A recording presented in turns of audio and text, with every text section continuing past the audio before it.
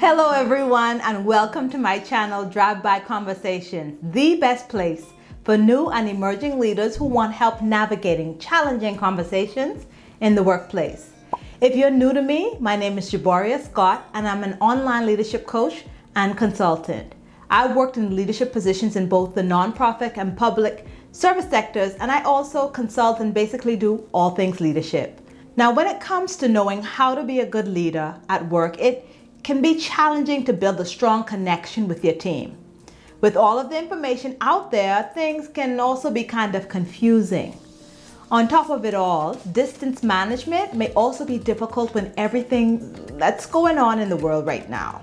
So if you want to know a few basics of being the boss, I've got you covered. In this video, I'll review 5 tips for new leaders detailing how to manage teams effectively so that you can show up like the awesome leader that you are.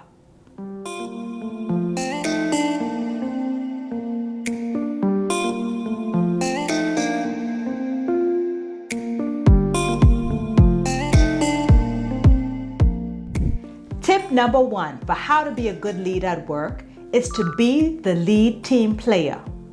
Everyone always talks about being a team player as a valuable quality in the workplace. It's true that a team can only be as good as its leader. However, this doesn't mean that you take on all of the tasks that your team is responsible for. When a leader is a team player, it means that you understand the part that you play in creating a cohesive team environment. For example, let's look at the role of a coach for a football or a soccer team. The coach mentors, teaches, and advises players during the practice to ensure that they play to maximum performance on game day. However, on game day, the coach isn't out there on the field playing every key position.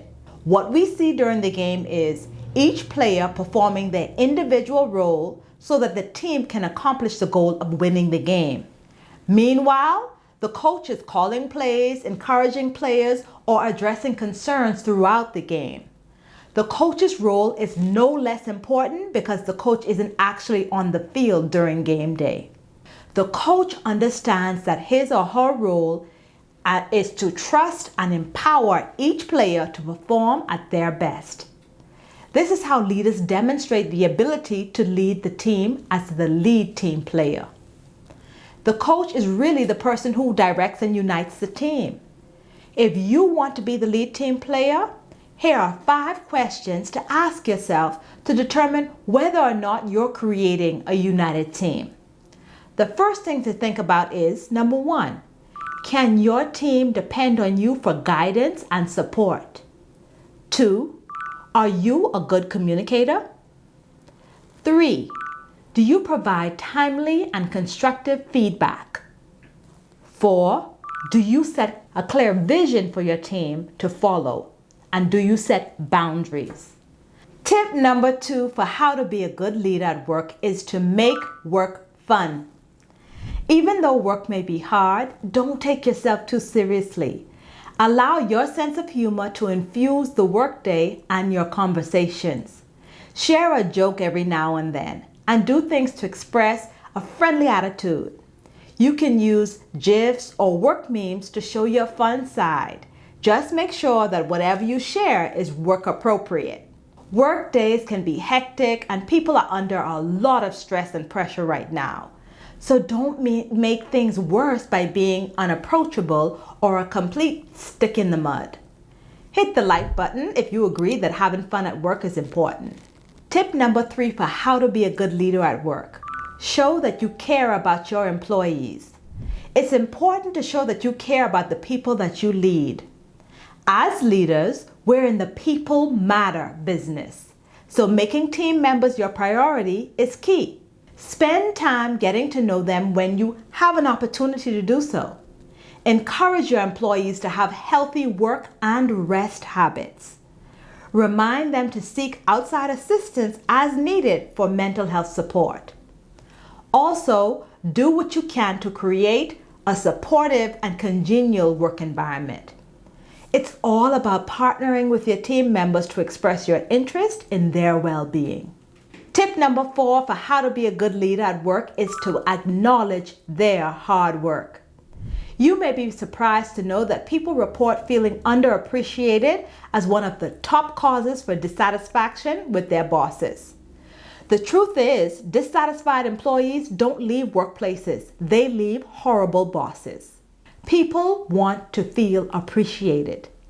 The main reason that we say thanks is because we want our employees to know that they're doing a great job, but we also want them to feel valued, which is a very different thing. Acknowledging their hard work makes your direct report feel good about their individual contribution. It starts a cycle of positive feedback. This means that employees will more than likely repeat the positive behavior because employees who feel valued are more productive. As a result, this will motivate your employees to continue to make valuable contributions to the work.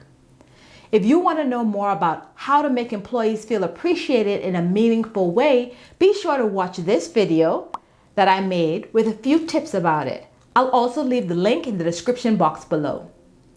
Anyway, the key takeaway here is that acknowledging hard work is more about the impact that the positive reinforcement has on the recipient than it is about anything else.